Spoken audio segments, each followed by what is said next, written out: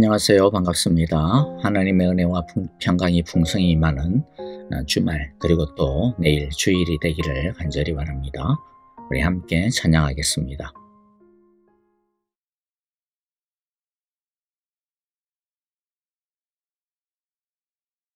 큰 영광 주 내게 신 주 나 찬송합니다.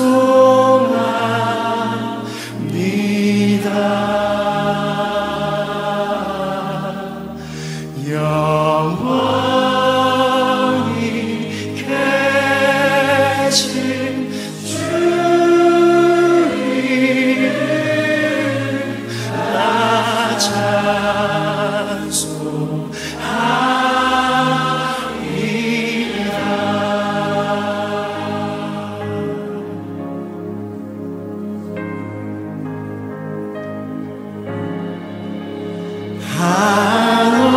한없이 크신 능력을 나 찬송합니다.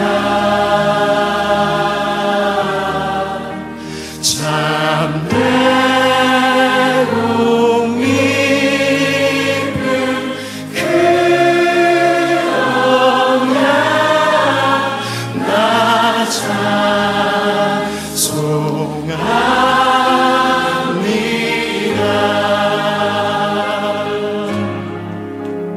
온 천지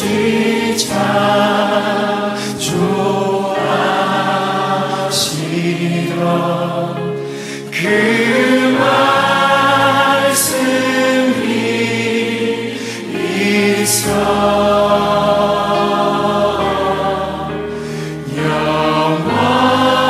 영원히 변치 않는 주 나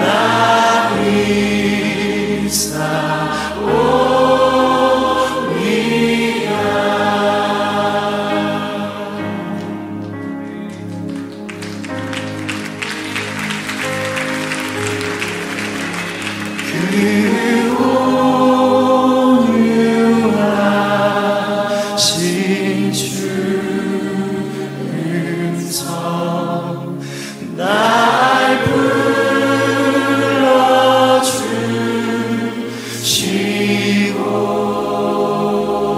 불러주시고 그 품에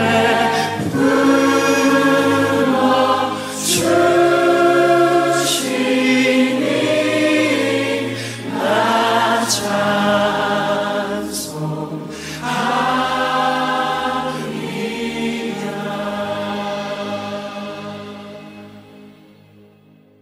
오늘 함께 나눌 말씀은 이제 드디어 시편의 마지막이네요. 시편 150편입니다. 우리 1절부터 함께 영상을 보면서 같이 읽어보도록 하겠습니다.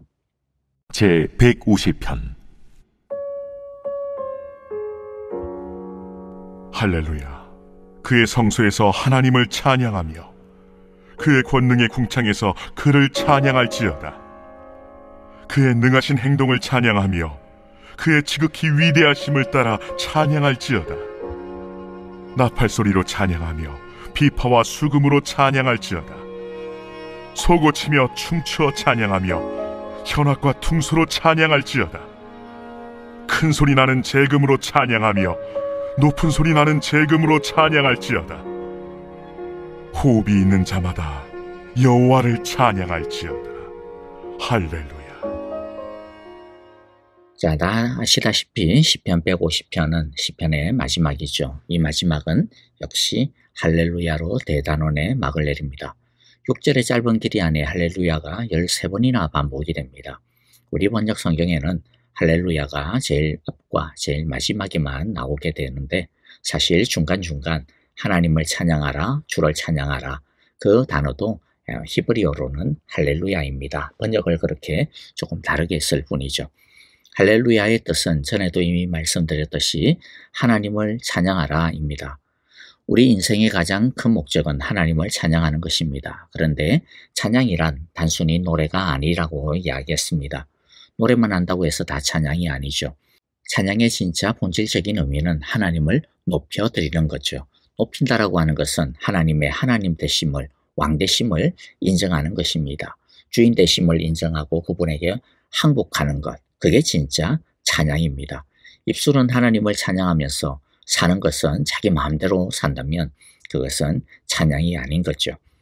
그래서 때때로 경배라고 하는 말도 씁니다. 찬양과 경배, 이 두 단어를 두부 자르듯이 엄격하게 구분하기는 사실 좀 어렵기는 합니다만은 왜냐하면 이 두 가지는 사실 같은 행동이기 때문이죠. 다만 어디에 포커스를 맞추느냐에 따라 다릅니다. 찬양은 하나님을 높이는 그 모습에 초점을 맞추는 것입니다.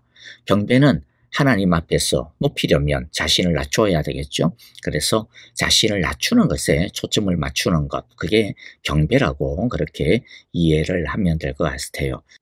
이처럼 찬양과 경배는 별개의 것이 아니라 같은 겁니다.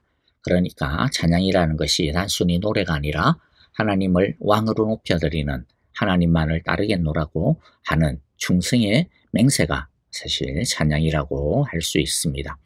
자기 자신을 하나님 앞에 완전히 낮추는 순종과 항복이 경배요 찬양인 것이죠. 그러니까 찬양의 삶이 우리의 인생의 목적이다라고 하는 뜻은 찬양곡을 얼마나 많이 알고 있느냐, 얼마나 매일 찬양을 많이 하느냐, 그게 아니라 하나님을 따르는 삶, 하나님께 바치는 삶이 우리의 인생의 목적이고 그렇게 살아가는 것이 바로 찬양의 삶이다라는 것입니다. 150편은 결론적으로 몇 가지를 압축해서 우리에게 이제 마지막으로 정리를 해주고 있는데요. 첫 번째 1절은 우리가 어디에서 찬양을 해야 하는가라고 하는 것을 보여줍니다. 다시 1절을 읽어보면 할렐루야, 주님의 성소에서 하나님을 찬양하여라. 하늘 웅장한 창공에서 찬양하여라. 주님의 성소란 성막, 성전을 이야기합니다. 좀 좁혀서 말하면 그 중에서도 향단과 떡상과 촛대가 놓여있는 곳을 성소라고 하고 휘장 안쪽, 즉 법궤가 놓여있는 곳을 성소 중에서도 더 거룩한 곳이라 하여 지성소라 그렇게 부르죠. 찬양은 성소에서 불러야 한다라고 합니다. 그러면 좀 헷갈릴 수밖에 없게 되겠죠. 왜냐하면 이제는 성막도 성전도 없고 그리고 또 그러니까 성소도 없는데 그럼 도대체 어디에서 찬양을 해야 되나? 그럼 지금은 온전히 찬양을 드릴 수 없는 건가? 다시 그러면 성막을 갖다가 세워야 되나? 그렇게 헷갈릴 수 있습니다. 그리고 또 다음 장소 하늘 웅장한 창공에서 찬양하라 그렇게 하는 말도 좀 헷갈릴 수가 있죠. 아니 그러면 그 말 그대로 하면 우리 그러면 우주선을 타고 올라가서 찬양을 해야 되나?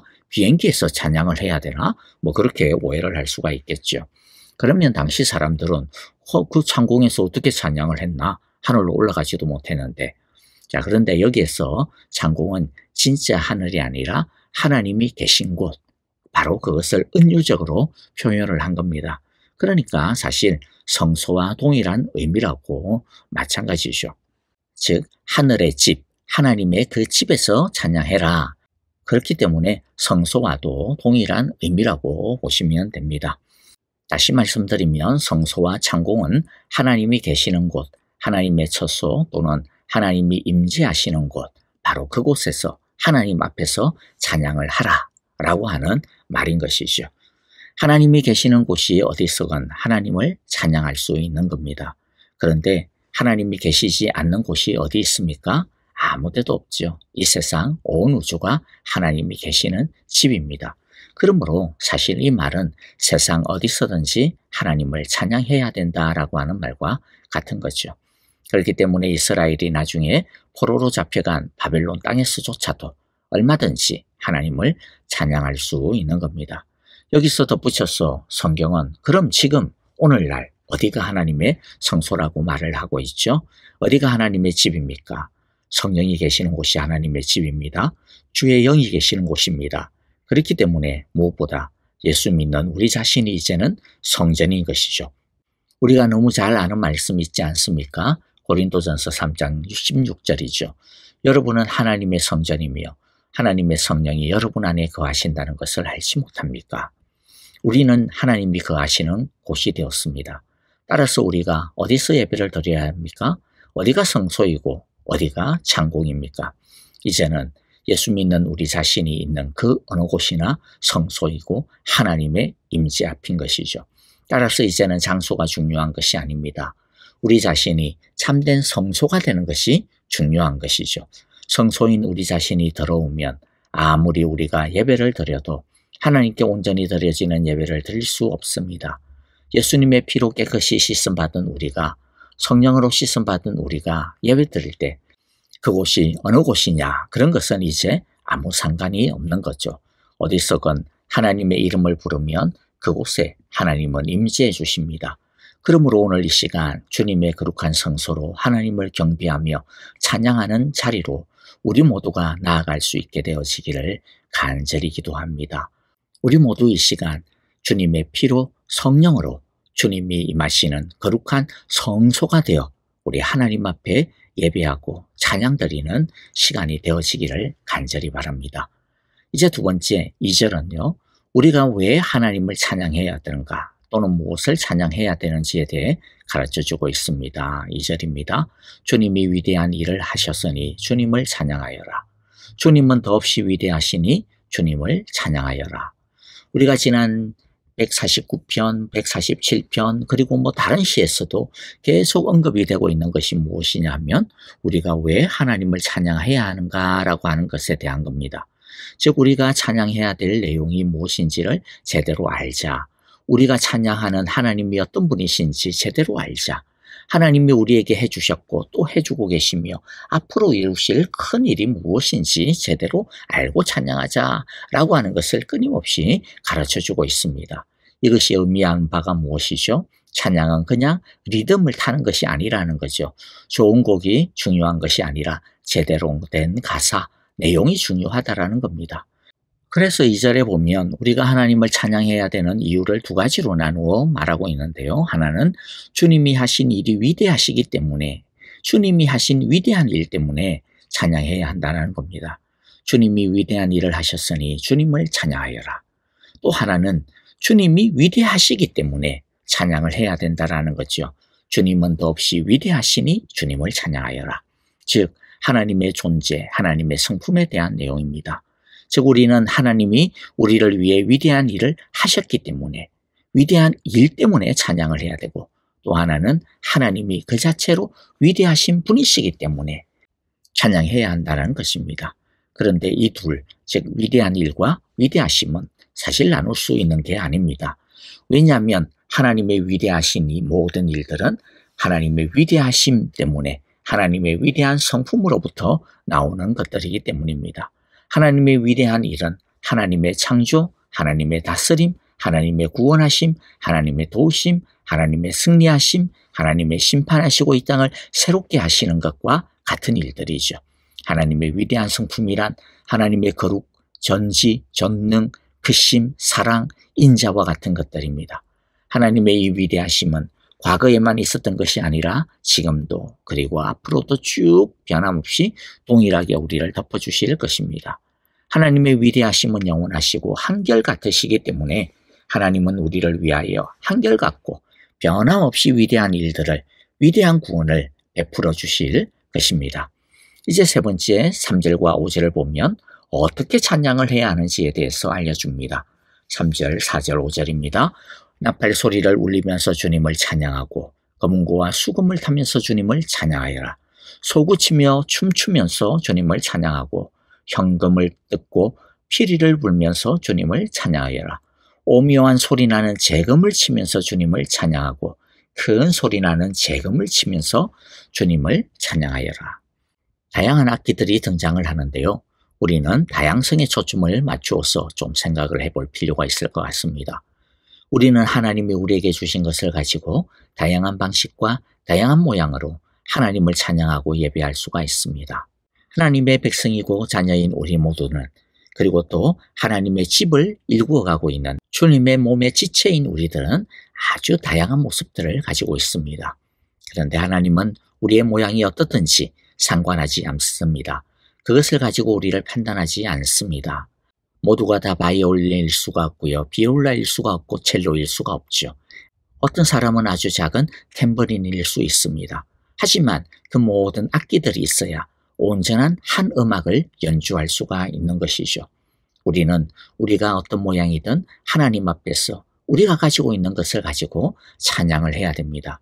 뿐만 아니라 하나님이 우리 각자에게 주신 다양한 삶, 달란트를 가지고 하나님을 예배하기를 원합니다. 하나님이 주신 가장 귀한 악기는 우리의 삶 자체입니다. 우리의 인생, 우리의 시간, 우리의 재물, 우리의 건강, 우리의 성품 하나하나들이 우리 자체가 즉 악기입니다. 그러므로 우리는 우리의 삶을 악기로 삼아 우리의 삶을 아름답게 연주해야 됩니다. 그래서 우리가 잘 알다시피 로마서 12장 1절에서는 우리의 삶으로 예배해야 된다 그렇게 말씀하고 있습니다. 그런데 우리의 삶을 가지고 하나님을 찬양할 때 우리가 연주한다고 해서 우리가 하고 싶은 대로 연주하면 안 되죠.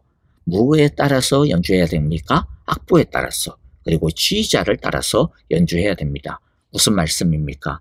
하나님의 말씀을 따라, 주님의 지휘를 따라, 인도를 따라 연주해야 된다라는 겁니다. 그래야 우리의 삶을 통해서 아름다운 소리가 나올 수 있는 법입니다. 또 한 가지 생각해 보면요. 같은 악기라도 누가 연주하느냐에 따라서 엄청난 소리가 달라집니다. 똑같은 악기라도 어떤 사람이 연주하느냐에 따라서 소리가 엄청 달라집니다. 100만 불짜리 명품 바이올린을 저같이 바이올린에 대해 아무것도 모르는 사람이 연주해봐야 그 소리는 소음밖에 되지 않을 거예요. 그러나 100불짜리 아동용 바이올린이라 하더라도 세계 최고의 바이올린 연주가의 손에 들려지면 엄청나게 아름다운 선율이 연주가 됩니다. 그러므로 우리가 우리의 삶이라는 악기를 제대로 다룰 줄 아는 실력가가 되어야 된다는 거죠. 실력가로 성장해야 됩니다. 즉 우리가 믿음 안에서 예수님의 신실한 성숙한 제자로 성장해야 하나님께서 우리에게 주신 우리의 이 삶을 가지고 우리의 이 삶의 악기를 가지고 제대로 아름다운 소리를 낼 수 있는 것이죠.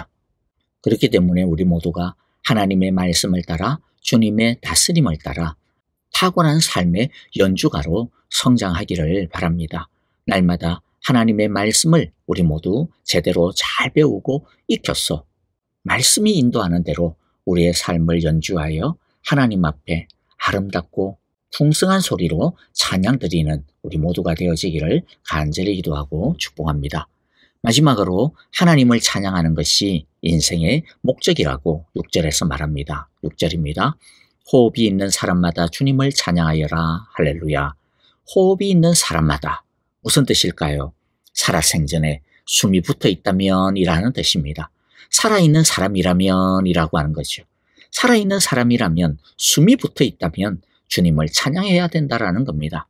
살아있는 인생의 제일 근본된 삶의 목적은 하나님을 찬양하고 경배하는 것이라는 말이죠.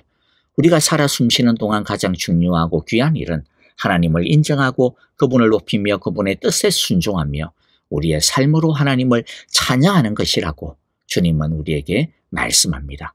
말씀을 마무리합니다. 시편 1편은 복 있는 사람이 어떤 사람인지에 대해 시작을 합니다.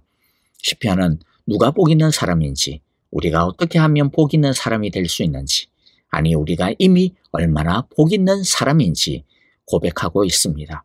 이제 시편 150편에서 그 모든 해답에 대한 결론들을 마지막으로 정리해 놓고 있었습니다. 복 있는 사람은 바로 하나님을 찬양하고 경배하는 사람입니다. 하나님을 찬양하는 것이 무엇인지에 대해 시편 1편이 이미 운을 떼놓았죠. 여호와의 말씀을 즐거워하고 그 말씀을 주의 하루 묵상하며 그 말씀 따라 살아가는 것이 진정한 찬양입니다. 우리 모두 하나님을 찬양하는 진정한 복 있는 사람들이 다 되어지기를 주님의 이름으로 축복합니다. 할렐루야. 아멘. 오늘 우리에게 주신 귀한 말씀들 마음 가운데 다시 새기면서요. 오늘 말씀을 따라 우리 함께 기도하기를 원합니다. 교회와 형제자매들을 위하여 기도합니다. 내일 주일 예배입니다.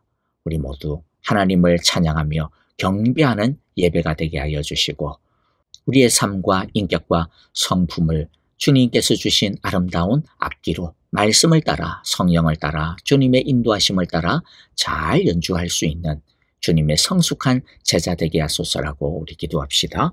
우리 성도님들을 위해서 기도할 때 아프신 분들을 위해서 특별히 여러분들 함께 간절하게 기도하면서 어떤 상황, 어떤 어려운 가운데서도 주님을 높여 찬양하는 예배자들 되게 하소서라고 우리 함께 기도하고요. 선교사님들을 위하여서도 우리 함께 온 마음을 담아 찬양하며 기도하도록 하겠습니다.